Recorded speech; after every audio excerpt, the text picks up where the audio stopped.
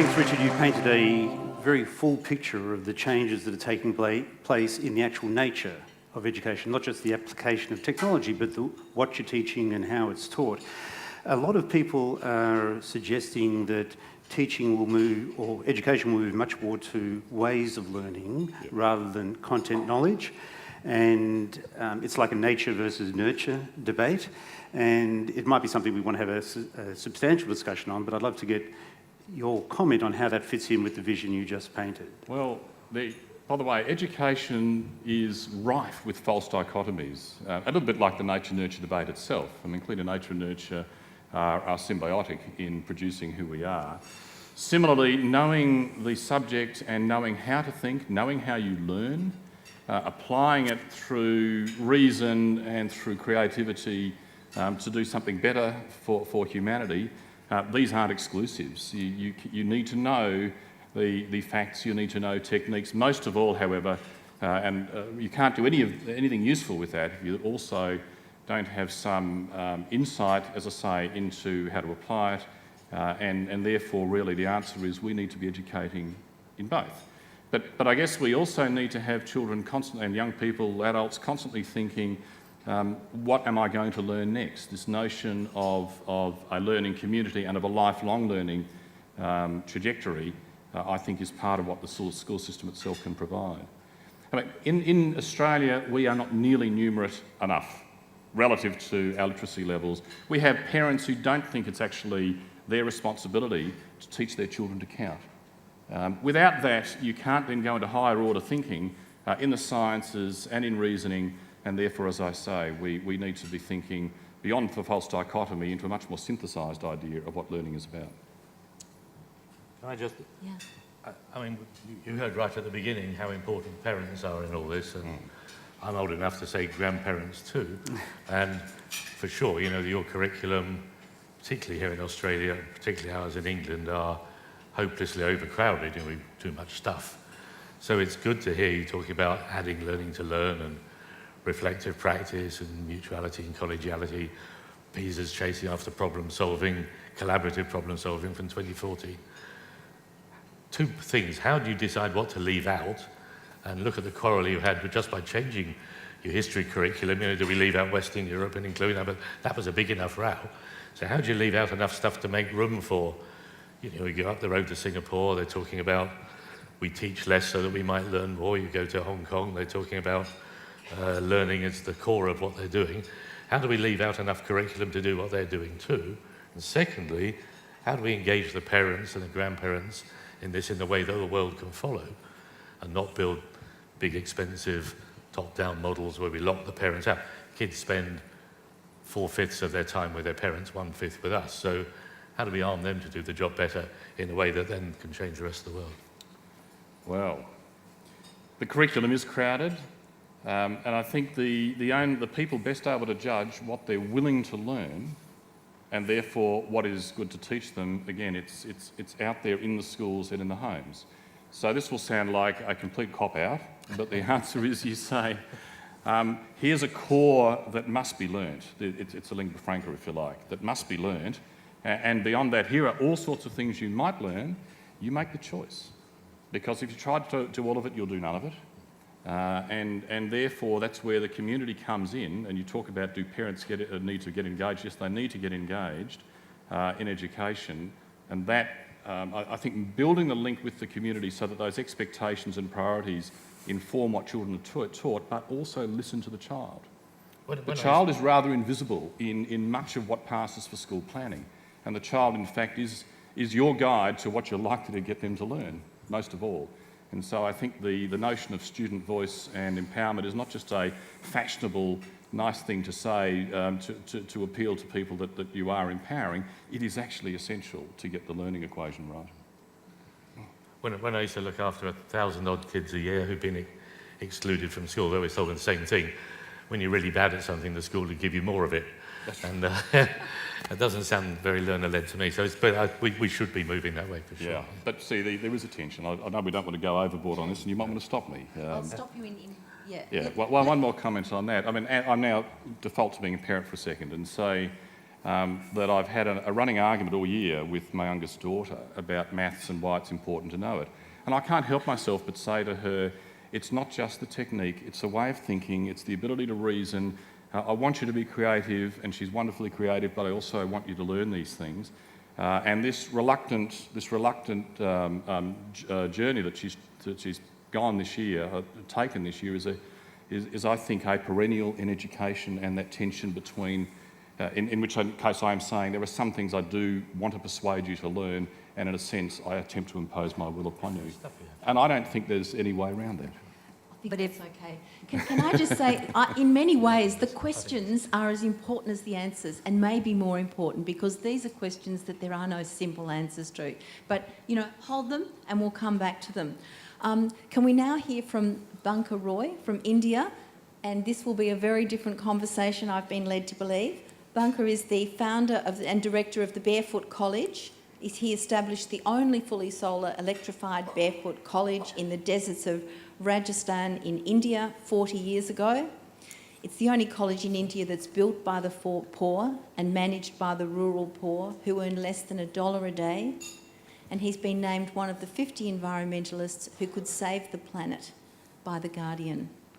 Let's hear from you. Ladies and gentlemen, I've been asked to share my 45-year experience in 3 minutes, so I'll just share some lessons with you. 4 minutes, yeah. I went to the most expensive school and college in India, and that almost destroyed me, because I thought what they were teaching me was to become a diplomat, a doctor, or a teacher, or a professor. And I didn't want any of that. So I went to the other end of the pendulum and started a college only for the poor, living with very poor people living on less than $1 a day. And when I spoke to the poor when we started the college, the first thing they said was, please don't bring anyone with a degree and qualification into your college. So it's the only college in the world that if you should have a master's or a PhD, you're disqualified to come. You have to be a cop-out or a washout or a dropout to come to our college, because we believe in what Mark Twain said, never let school interfere with your education. School is where you learn how to read and write. Education is where you learn from your family, your community, and your environment. So please never call anyone uneducated just because they don't know how to read and write.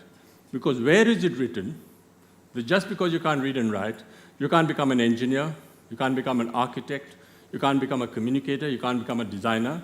It's just in our minds that we have to learn how to read and write to become an engineer. We work in very, very poor communities all over the world. And wherever you go in these very poor communities, you either find very old people or very young people, because the younger have left their villages looking for a job in the city. So, what is the first lesson we learned? Men are untrainable. Men are restless, men are compulsively mobile, men are ambitious, and they all want a certificate. The moment you give a certificate to a man in a village, he leaves the village within 24 hours looking for a job in a city. That's true. So who do we train? We have come to we train only grandmothers. Illiterate, rural grandmothers who have never left their village in their lives. And through a remarkable collaboration with the government of India, we bring these grandmothers from all over the world. We have actually brought grandmothers from 64 countries around the world, courtesy government of India, to the Barefoot College. And in 6 months, only sign language, not the written or spoken word, we train these grandmothers to be solar engineers. And they go back and solar electrify their own villages within 7 days of their arrival back home. So they have actually solar electrified 45,000 houses, covered almost the whole continent of Africa, and they have never let me down. So, never underestimate a grandmother. Thank you.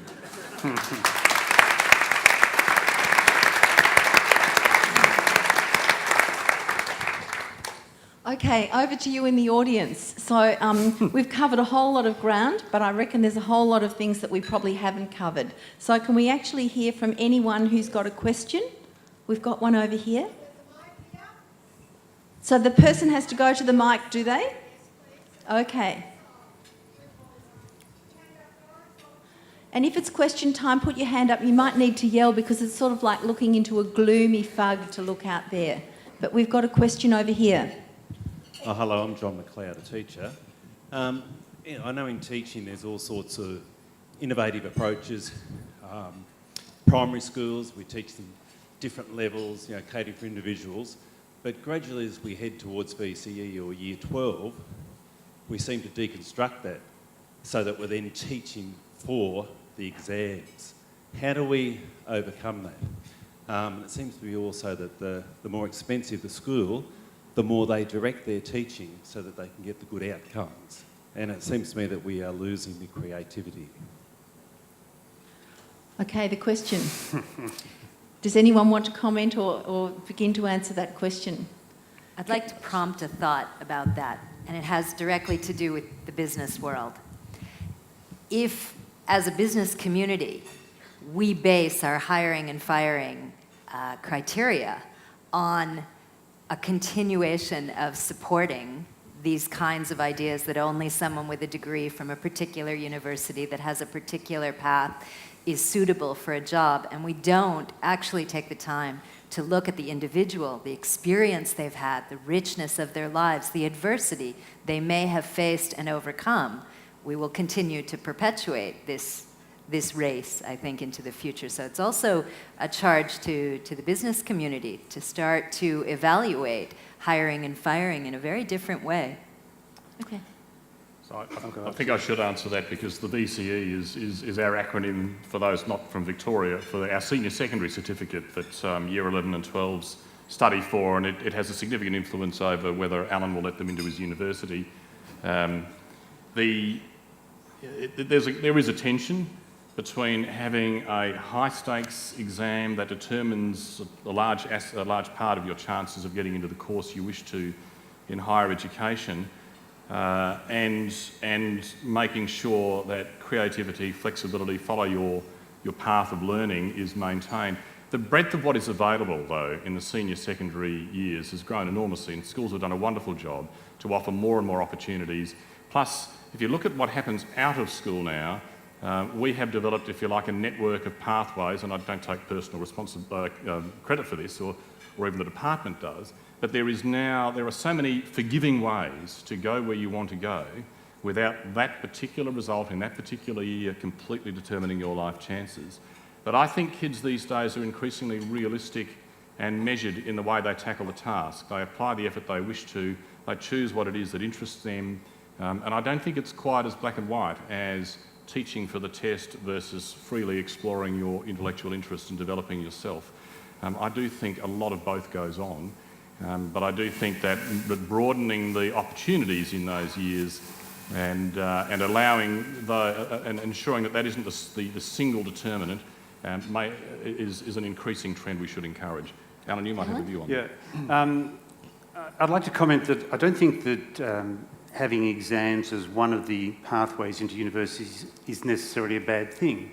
It's a little bit reflective of what in much of the business world, and it's not going to disappear, is required, and in government as well. People have timelines for getting a project submitted, running a workshop, providing to their boss or to their peers what they've committed that they're going to do.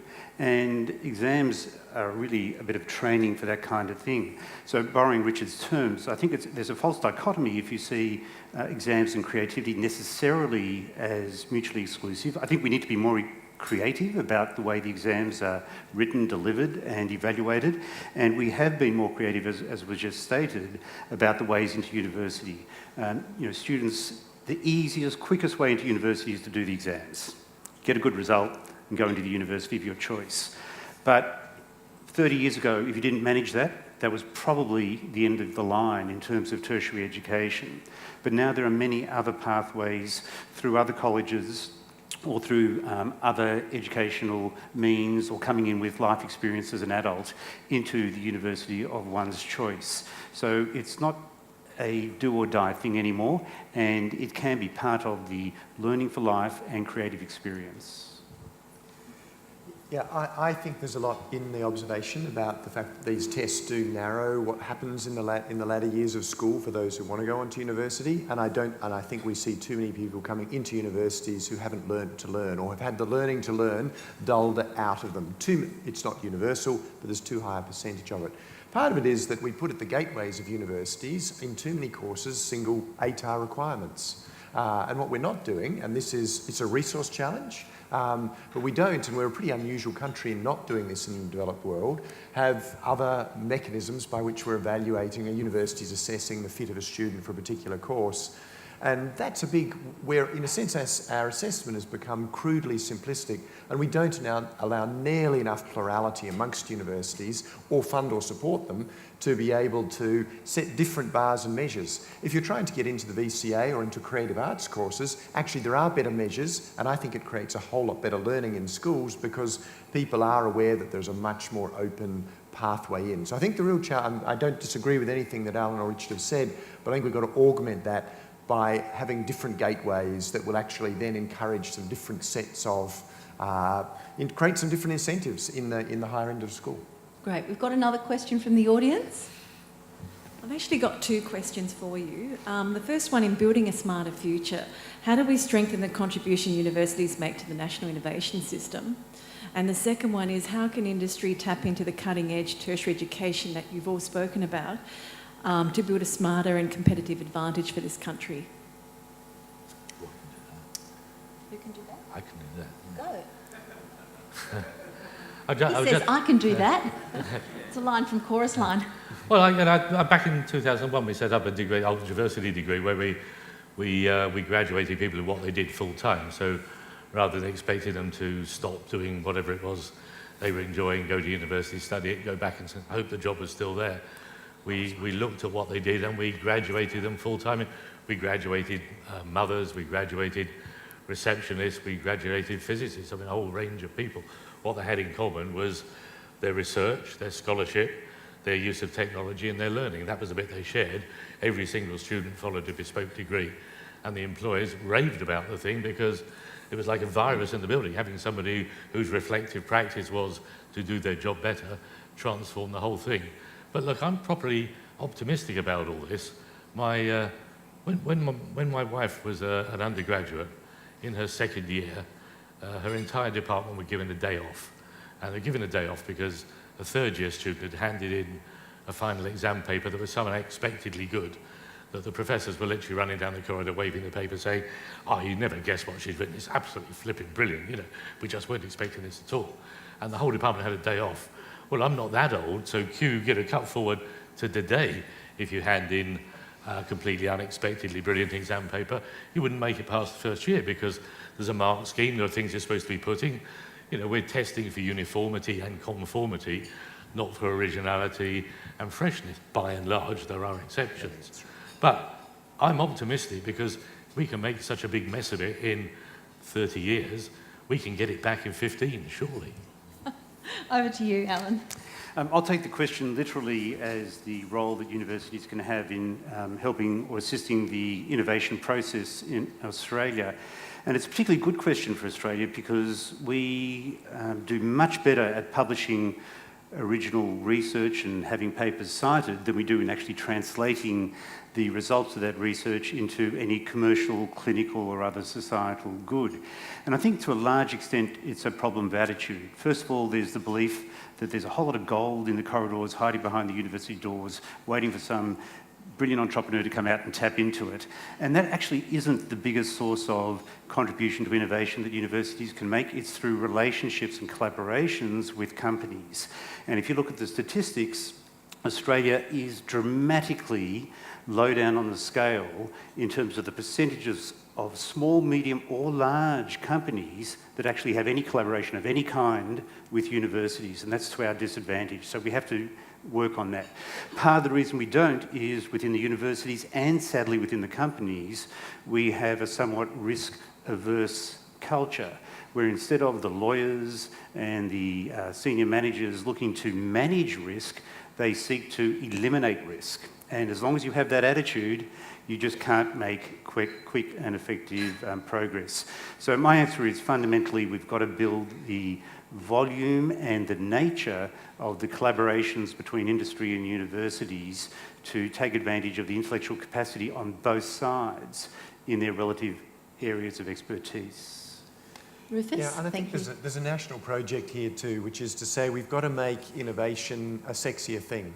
We've got to make the readiness to take your intellectual ideas and do something with them, something people get genuinely excited about. Within universities, the culture is insufficiently kind of directed that way. People should get excited about if you've found a new molecule, doing something entrepreneurial with that, whether it's finding an organisation or finding someone else in the university who you want to work with on it. That should be highly rewarded, highly attractive culturally as well as in other ways. And we need a ton more of that. But I think it's a national cultural challenge that we've got, is to be more excited about people who do things like that, so it's more prized. Can I just point out from the point of view of a business, there's a question about how does business take advantage of this. I think there's a really interesting dichotomy. So how often have you heard a parent talking about their child saying he doesn't do very well at school, he's really creative? Or you hear somebody who's applying for a job and they go, look, they're not really all that good at sort of normal things, they're really creative. Now, as an employer, I think, what does that mean? It means kind of they don't fit, they're not going to do what we need them to do, they're possibly going to create problems. So there's this kind of, you're either like on the right stream or you're creative.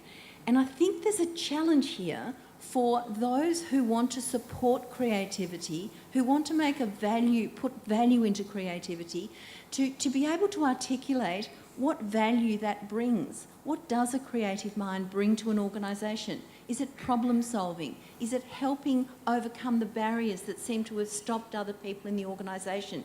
Not just kind of playing around and being creative, which is the way it's often seen. Oh, Jeeps, but it's not just value, it is actually seeing it. Look, I'm on the board of BAFTA, I'm trustee of BAFTA, it's actually my BAFTA, so this time of year I have to watch all the movies coming up to Christmas to give out the BAFTA awards, people to run down the red carpet. I can't think of very many instances in the last 10 years when we gave an award for cinematography other than to somebody who was profoundly dyslexic. It's really special. If you see the world the way dyslexic folk do, you're really talented behind a camera and you can do fabulous stuff.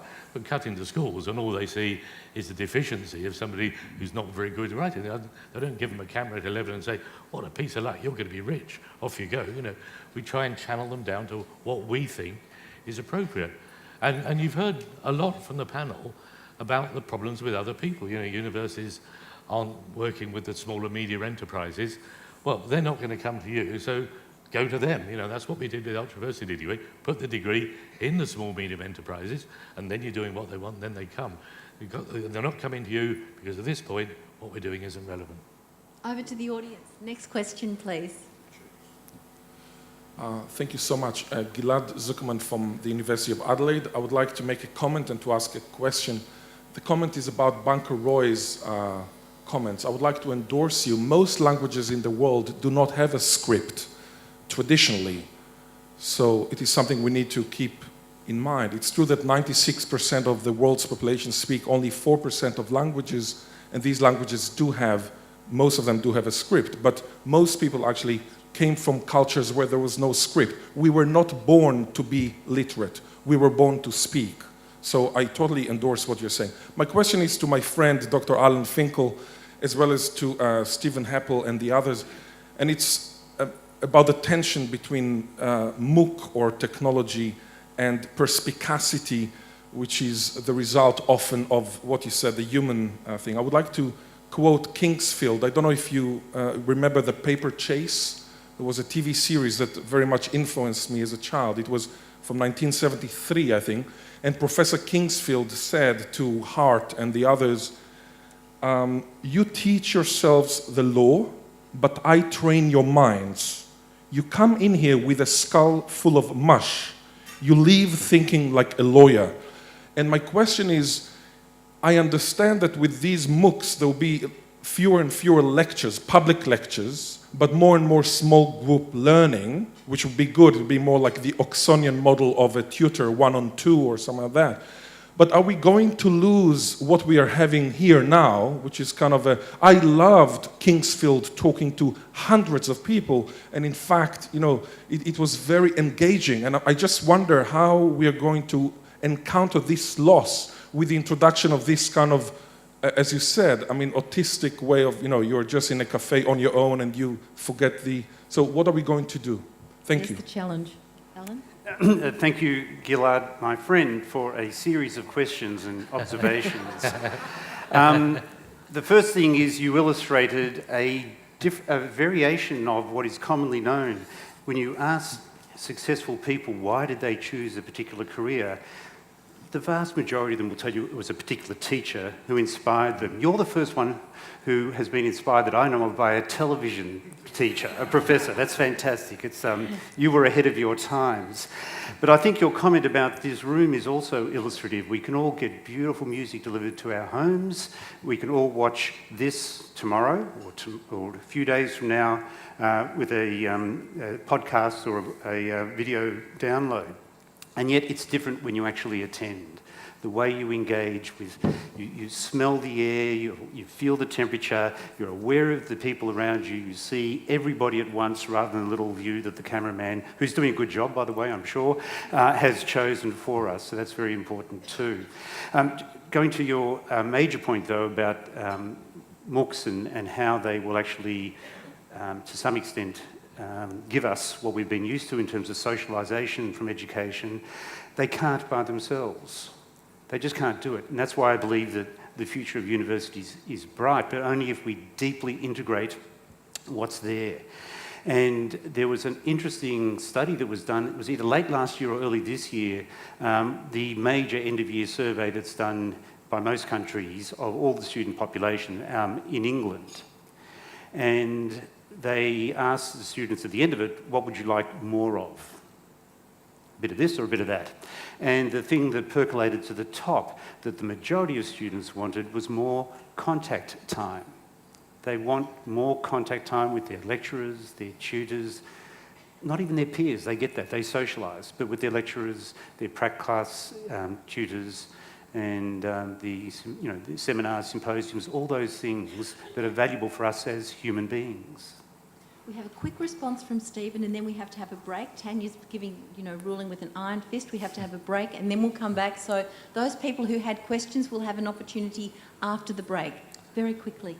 So the quick response is just to stand up for those now moments. They are extraordinary pressures, and they're becoming more precious. Technology has allowed us to shift time. You can do now, nearly now, and not now. Email, tweets, texting.